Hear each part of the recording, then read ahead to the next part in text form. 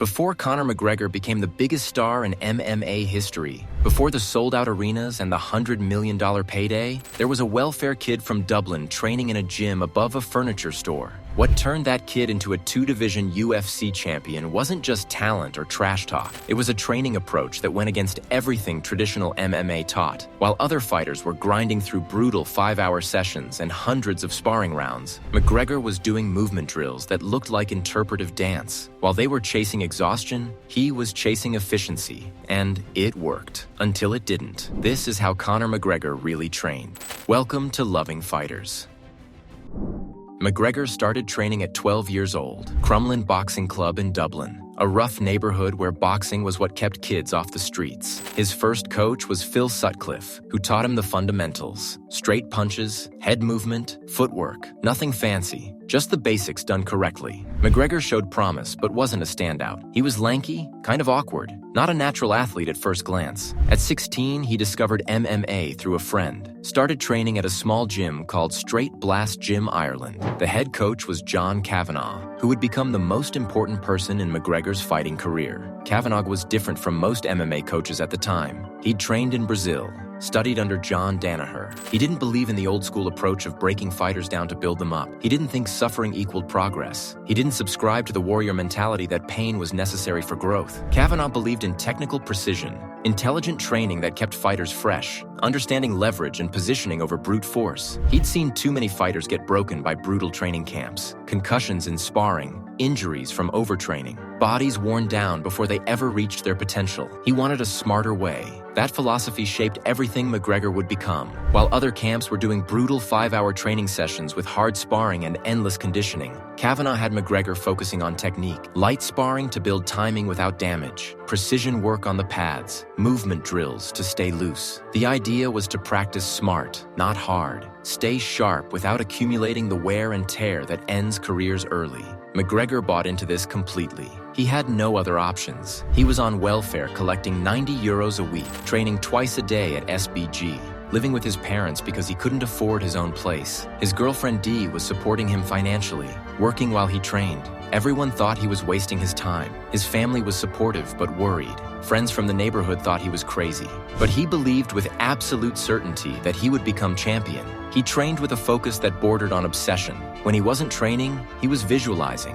When he wasn't visualizing, he was studying fights. The training system Kavanagh built for McGregor had several key components working together. First, the movement work. This is what made McGregor look different than every other fighter. In 2015, before the Aldo fight, McGregor brought in Ido Portal, a movement specialist who had never worked with MMA before. Portal wasn't a martial artist. He was a movement coach who worked with dancers, athletes, regular people looking to improve body awareness. His philosophy was about exploring movement patterns the body could do but rarely practiced. Portal didn't teach fighting. He taught body control, balance, fluidity, unconventional movement patterns that created new neural pathways. They'd do drills that looked bizarre to traditional MMA coaches. Crawling patterns on all fours, balancing exercises on one leg while moving limbs through unusual ranges, moving through positions that most fighters never explored because they had no obvious application to fighting. Hand balancing, tumbling, rolling.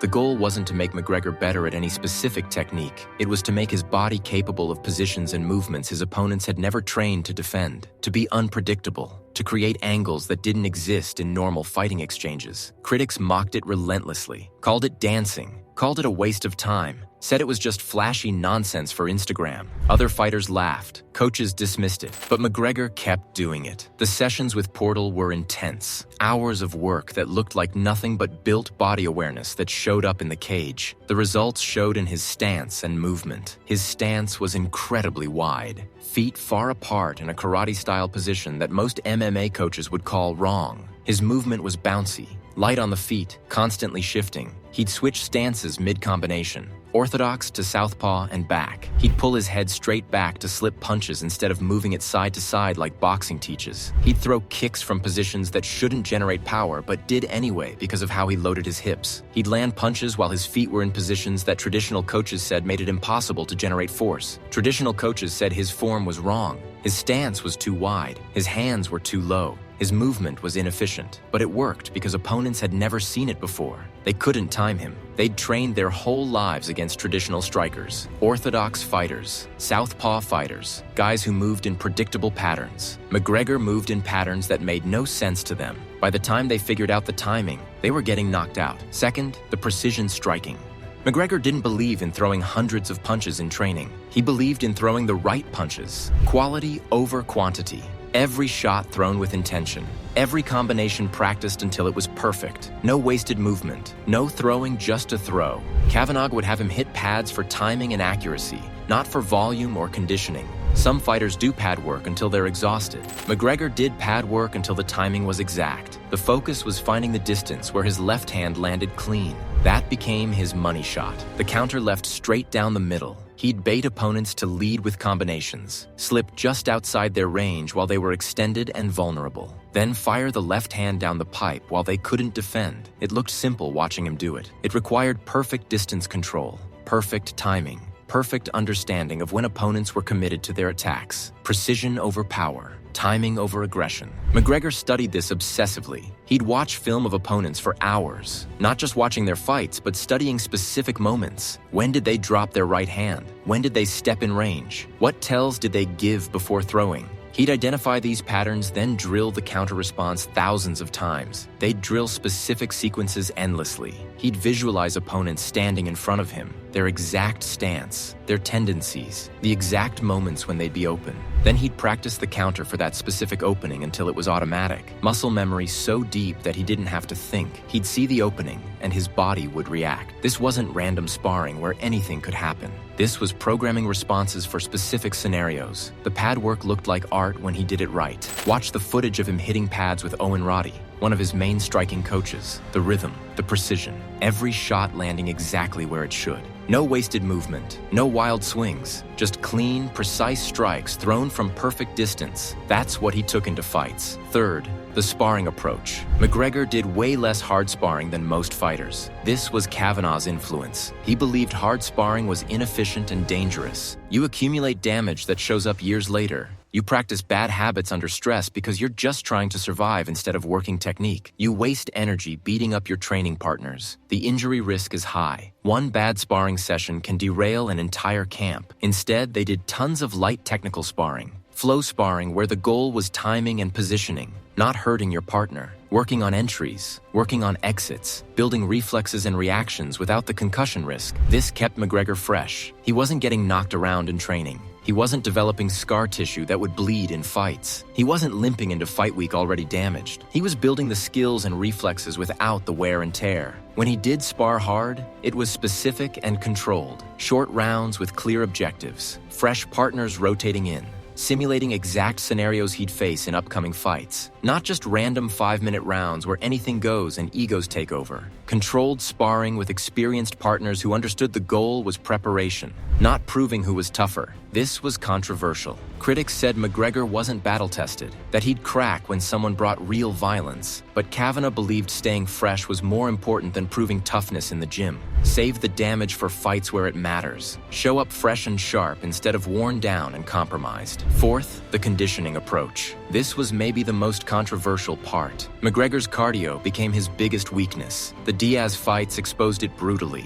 The Khabib fight showed it again. But his training philosophy didn't prioritize traditional cardio like most fighters. He believed fighting was about efficiency, not endurance. If you moved correctly, if you conserved energy with good technique, if you finished fights early with precision, you didn't need to run marathons or do endless rounds of grappling. He did some cardio work, swimming sessions, bike work at moderate intensity, movement drills that elevated his heart rate while building coordination. But he wasn't doing the brutal 2-a-day road work that many fighters swore by. He wasn't doing marathon grappling sessions that left him exhausted. The philosophy was quality over quantity, efficiency over exhaustion. This worked brilliantly at featherweight and lightweight when he could finish opponents in the first 2 rounds. His precision and power meant most fights didn't go long. Why train for 5 rounds when you could end it in 1? But it failed dramatically when he fought bigger opponents at welterweight who could survive his initial attacks. When he got taken into deep water, his body quit. The conditioning base wasn't there because he'd never built it. He'd made a philosophical choice to prioritize other aspects of training. That choice had consequences. Fifth, the mental training. McGregor believed the fight was won before entering the cage. The physical preparation mattered, but the mental game determined outcomes. He'd visualize victories obsessively, not vague daydreaming, but detailed visualization. He'd see himself landing the knockout shot, the exact sequence, the way the opponent would fall. He'd hear the crowd reaction, feel Joe Rogan putting the belt around his waist, see his hand raised. This wasn't casual.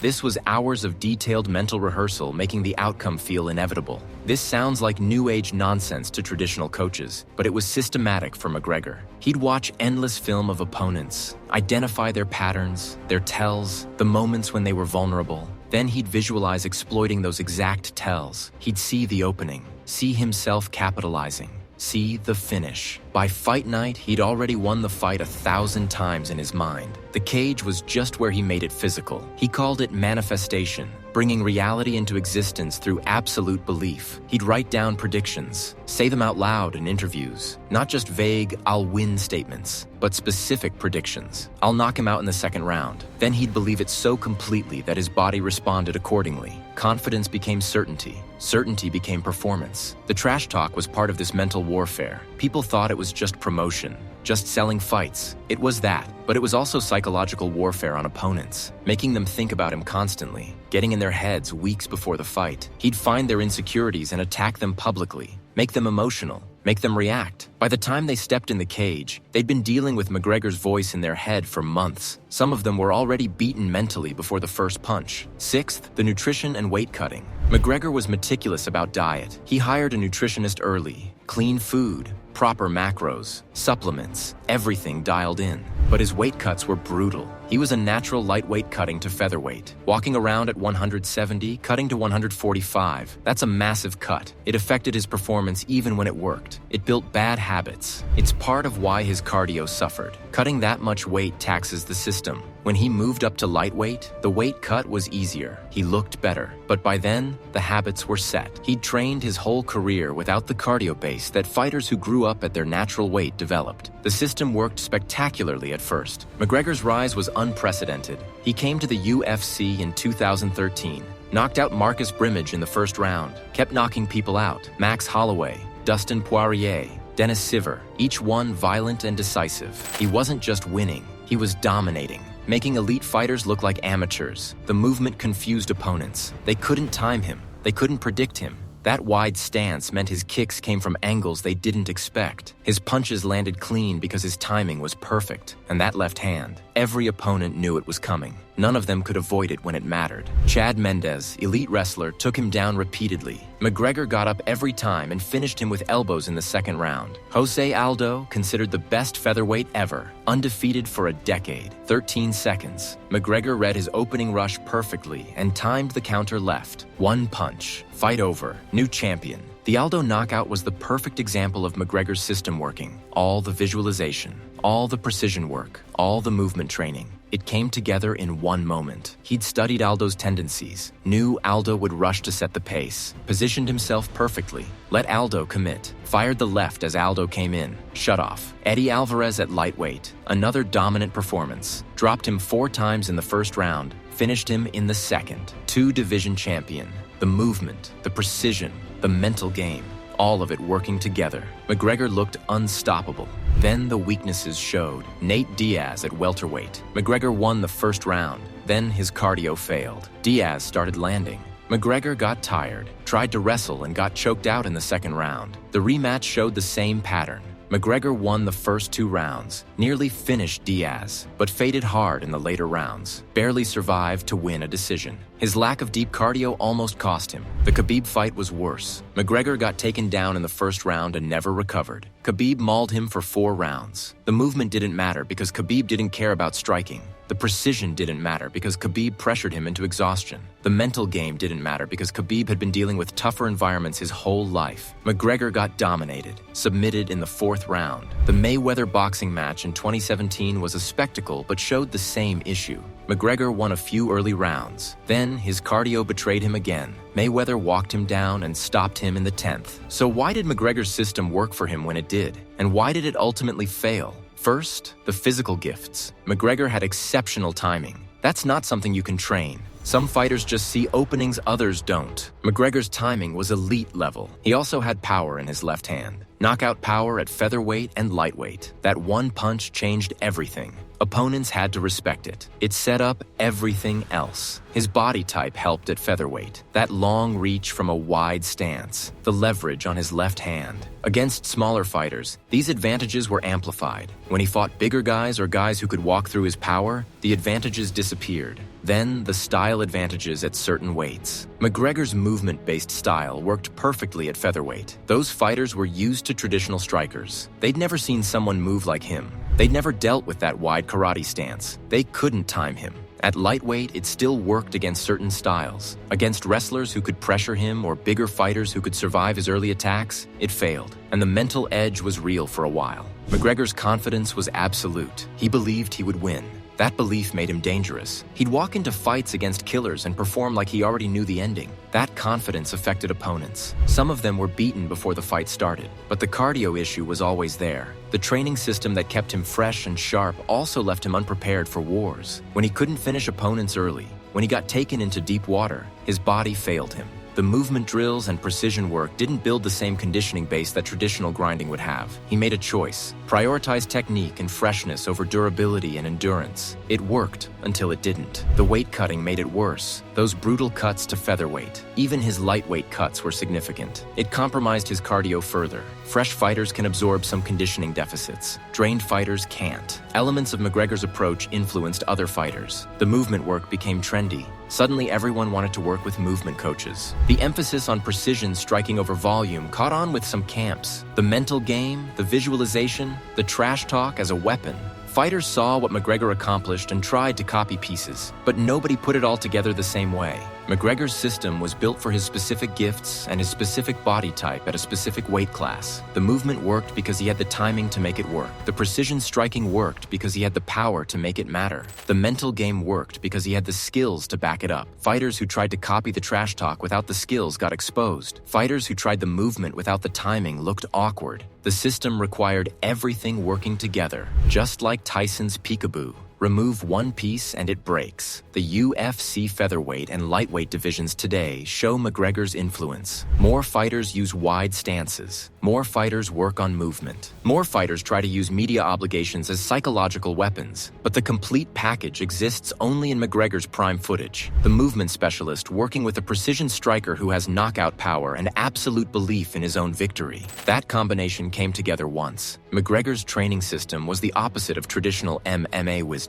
Less sparring instead of more, movement drills instead of grinding, precision instead of volume, efficiency instead of exhaustion. It produced the most famous fighter in MMA history, 2-division champion, record-breaking pay-per-view numbers, crossover boxing match, cultural icon beyond the sport. But it also produced a fighter who couldn't get past elite wrestlers, who faded in championship rounds, who struggled against opponents who could survive the early onslaught. The system had a ceiling.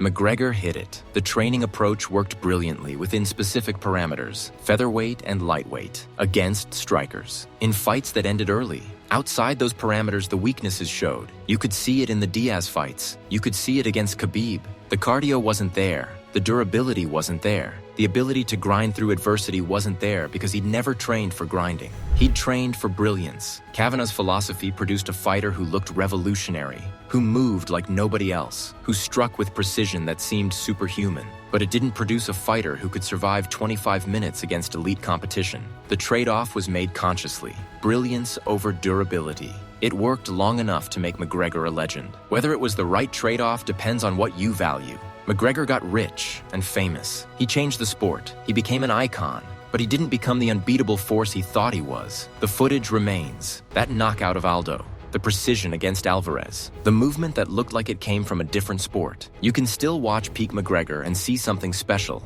A training system producing results that seemed impossible until the limits of that system became obvious. Let me know in the comments what you think about McGregor's training approach. Thank you for watching Loving Fighters.